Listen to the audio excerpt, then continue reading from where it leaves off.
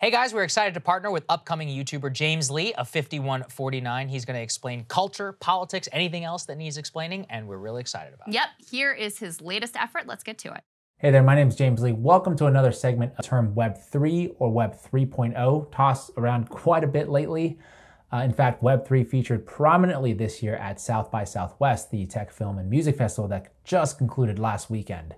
Martina Welkoff wrote on GeekWire, an online tech news website, quote, Web3 is dominant. It seemed like every street corner in Austin was plastered with announcements for an NFT drop, a new metaverse, or a crypto event. In one of the first activations I walked into, I was offered a complimentary NFT at the door and proceeded up the stairs to see multiple people in headsets playing a social VR game that was being projected on the walls. Most of this technology has been a part of South by Southwest in the past, but this year it was inescapable and part of almost every conversation. So today we're going to be diving into the world of Web3, a kind of catch-all term that technologists and investors and the media have applied to the ushering in of a new era of internet, one that is built on these decentralized blockchains and manifesting in many different application and use cases such as cryptocurrencies, NFTs, DAOs, and DeFi, all of which we will get into today. Now, I'm not going to be able to cover everything in this segment, but hopefully after watching, you'll have a good understanding of the fundamentals of Web3, what the purported vision is, this is important, some of what the skeptics are saying, and what the future might look like. So the characteristic of Web 1, if people remember their original AOL account, was an ability to look in a curated walled garden at a set of content that was not interactive, but was presented to you on AOL the way that Time magazine used to show you the articles they wanted you to see inside of their magazine. Just you could see it on a screen. The innovation of Web 2 was that suddenly you could not only read content, but you could also write content. This is when the blogosphere became a big thing. People remember this from the late 90s, the early 2000s. The reason for the centralization of the internet, of course, was that all of that activity was being monetized by a very small number of companies. Facebook, as the chairwoman mentions, Google, and 2 or 3 other companies. What makes Web3 different is the ability to own the actual network. And that's what crypto assets themselves represent, is an ownership stake in an underlying network. So when you hear people talk about, for example, layer 1 tokens, what they mean is this is your reward for providing the ledger maintenance services, the computing power to the network that on Web 1 and 2 was done by Google, right? So now people in my hometown of Pueblo, Colorado can actually own the Ethereum network, but they can't own the internet. That's owned by Google and a few other companies. That's what the project of crypto is all about, is allowing people to directly own the networks that have native assets that are supporting it, and that's the nature of decentralization. That was Brian Brooks, CEO of an artificial intelligence company called Bitfury, and a crypto expert explaining the vision of Web3 to Congress, a vision that I think is full of promise, right? The economic and digital paradigm that we are in features power that is concentrated in the hands of a few giant corporations like Facebook, Google, Amazon, who dominate the current iteration of the internet known as Web 2, and this imbalance of power makes the possibility for regular people to take back the internet and own a piece of the pie as part of Web3 incredibly alluring and enticing to entrepreneurs and just the average onlooker. For example, NFTs or non-fungible tokens have become this crazy internet sensation where images of CryptoPunks or Bored Apes or other digital art collections are selling for upwards of $1 million online, even as people still don't quite grasp what an NFT actually is. A simplified explanation I'll give to you today is that at the heart of NFTs and other crypto creations is the blockchain technology, defined simply as the shared decentralized ledgers and databases that power Bitcoin and other cryptocurrencies that in some instances are used to create unique uncopyable digital files with numerous other use cases, one of them being NFTs. Today, what we're focusing on so far in early NFT mainstream knowledge is collectibles and art. However, the far bigger impact of an NFT is the technology itself. That token has an underlying smart contract potential built into it. That contract can represent anything. For example, if we issued the NFT now, two things happen that are better than the paper ticket or the virtual ticket that those two events are issuing today. One, immediately that becomes a digital asset. The organization in that ticket can say, if this piece of art, which is a ticket, all this is going to blend. Think about the art festival. They can make a very beautiful digital asset as the ticket. When that ticket, that piece of art, is sold in the future as a collectible, no different than a ticket to the first World Series or the World Cup. I can go on eBay right now and buy a ticket stub from the first World Cup, right? Got it. When that's sold, the person that owned it and eBay will make all the money. However, in the future, the people that issued the NFT will. That was Gary Vaynerchuk, known online as Gary V. I'm sure many of you have heard of him, this famous digital marketer who is now quite the NFT mogul.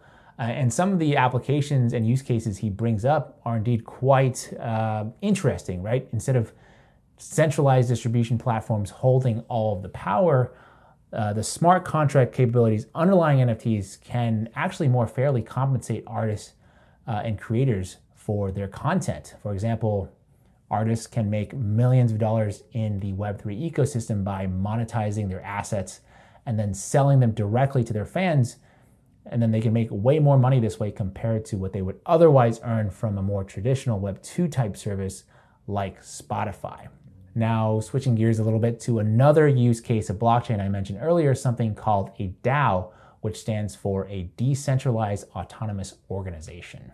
Today we're looking at decentralized autonomous organizations and how they work. A decentralized autonomous organization, also known as a DAO, is like any traditional organization like, say, Uber or Google. The big difference is that it's autonomous. DAOs are run by programming code written on a collection of smart contracts written on Ethereum. Imagine an autonomous Uber-type transportation company. Let's call it DAOuber. DAOuber has been created by a group of developers and entrepreneurs as an alternative to centralized transportation companies. It operates completely transparently and independent of any human intervention, including its original creators. No boss. Again, given the amount of control the giant tech companies and corporate behemoths have over our lives as consumers, and the kind of exploitation that gig workers experience under their monopolistic control, I think it's impossible not to be excited about what's being sold here. This kind of decentralized autonomous organization, a utopian co-op organization where there is no CEO, there's no board, there's no hierarchy, and everyone has an equal opportunity to shape the organization. We saw the promise of DAOs when over $50 million in crypto funds were raised to support the campaign of WikiLeaks founder Julian Assange to fight for his freedom from US and British authorities. Finally, the other term I threw out earlier under the Web3 umbrella was DeFi, which stands for decentralized finance. And the idea here is to use the blockchain technology to create a new internet native financial system that could potentially replace the traditional Wall Street intermediaries and trust mechanisms. DeFi is a term for the next generation of digital financial services and products that is being built on and enabled by blockchain technology. So blockchain technology is the overall innovation behind Bitcoin. And Bitcoin you could think of as the largest use case of blockchain technology today. Blockchains have gotten much more sophisticated, and they enable much more complex financial use cases and applications. These new use cases are called dApps, decentralized applications. When you think about DeFi apps, it's greater than the parts, right? It's not just a collection of these dApps, it's an interconnected ecosystem. And the goal of DeFi is to create a new financial system that is fully digital native from the beginning. It's going to be faster, it's going to be interoperable, it's going to be more transparent, it's going to be global from day one. Anyone around the world can use these financial products and services, accessible to anyone with an internet connection. Okay, so anyone with an internet connection can now own a piece of the financial system. Are you guys maybe sensing a theme here, whether it's DeFi, cryptocurrencies, DAOs, or a simple NFT art collection? The orchestrators and marketers of Web3 products and services have leaned heavily on the word decentralization while peppering in other aspirational descriptors like transparency and democracy. And to me, this, first of all, indicates that folks are aware and understand that power in our society has become much more centralized, with just a few people or organizations in finance and tech basically controlling all the rules and regulations that dictate the direction of society at large. But are we being sold something real here? Can Web3 actually revolutionize the world by shifting power from these centralized platforms and organizations to regular people? James Muldoon, author of the forthcoming book, Platform Socialism: How to Reclaim Our Digital Future from Big Tech, wrote recently in Jacobin magazine, Web3 is unlikely to meaningfully redistribute value because it doesn't challenge the fundamental drive to commodification that now dominates the web. Right. Within a capitalistic economic system, commodification is this idea of transforming things such as goods, services, ideas, nature, personal information, or even people into objects of trade or commodities. And that is really what drives our society, isn't it? Things, whether it be, the goods, services, ideas, nature, or even people like we just talked about, they're only as valuable as the money they can be exchanged for.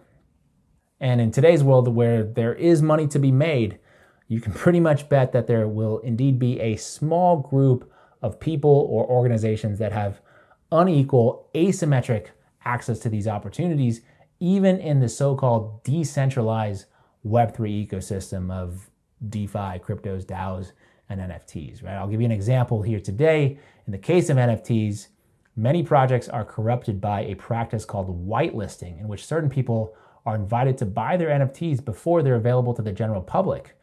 And what whitelisting means is that many profits flow to these well-connected insiders who get their NFTs at a discount and then can sell them for more profit once they're released publicly to the market and the price jumps. A study by Chainalysis found that whitelisted investors who resold their NFTs made a profit 75% of the time versus just 20% of the time for non-whitelisted users. This is kind of similar to IPOs in the stock market, in that a tight circle of insiders who have early access to investment opportunities will reap much, much more of the reward compared to your average regular retail investor. And taking a look at crypto and the NFT landscape as a whole, and this is as of 2021, the top 9% of accounts hold 80% of the $41 billion market value of NFTs on the Ethereum blockchain. The top 2% of accounts own 95% of the $800 billion supply of Bitcoin. That doesn't appear to be too decentralized at all. And in the case of DAOs, which once again is this utopian-esque organization where people can cooperatively share power, early signs also point to this being more of an illusion than reality.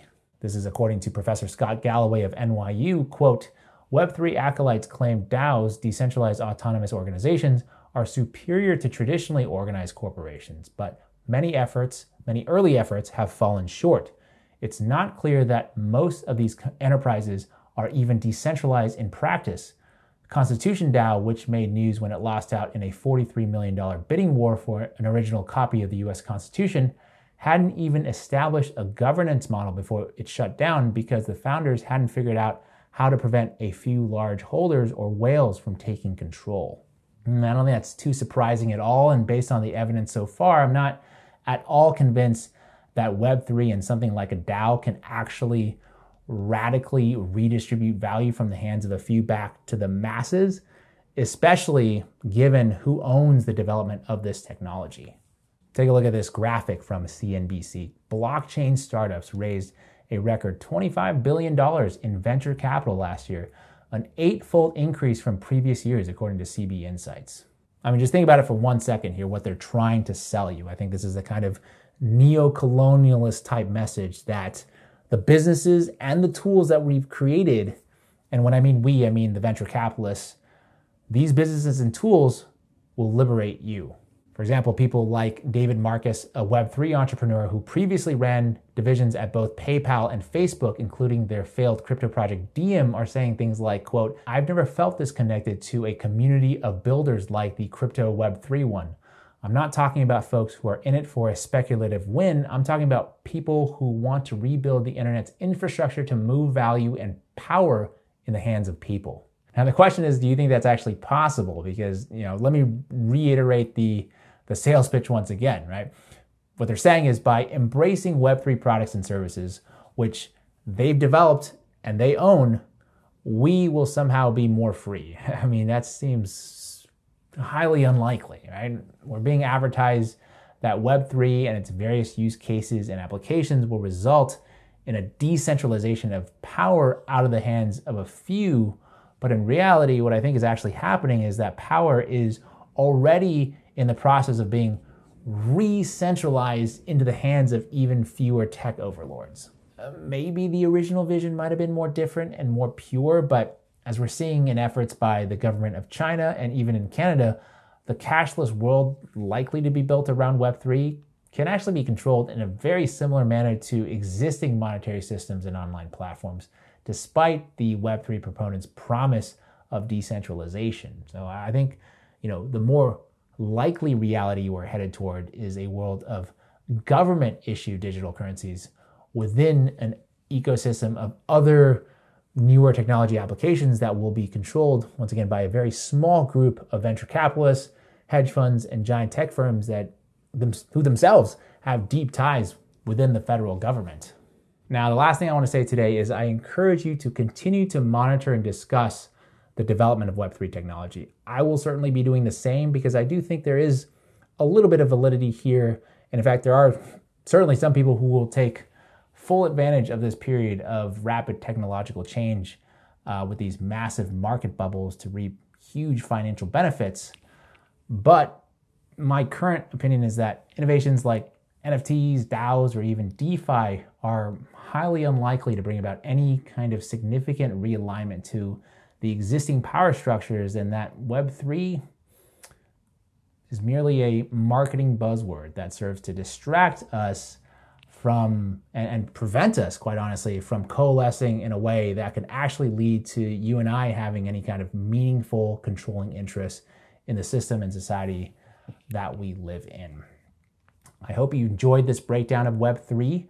If you'd like to know more about this topic and many others, please check out my channel 5149 with James Lee, where I release weekly videos relating to the intersection of business and politics and society. The link will be in the description below. And of course, subscribe to Breaking Points, and thank you so much for your time today. Hey guys, we're gonna be totally upfront with you. This is the most perilous time that we have ever operated in. It is so difficult just to try to sort through the news, but even more importantly, to bring you accurate information as this wave of lockdown and censorship spreads across the nation. Yeah, look, if you can become a premium subscriber today at breakingpoints.com, you're gonna help us build out a vibrant, independent media ecosystem, which is free of mainstream pressure. We can't tell you how important that is at a time like this. Yep, that's right. Go to breakingpoints.com to subscribe. We love you guys and we appreciate you so much.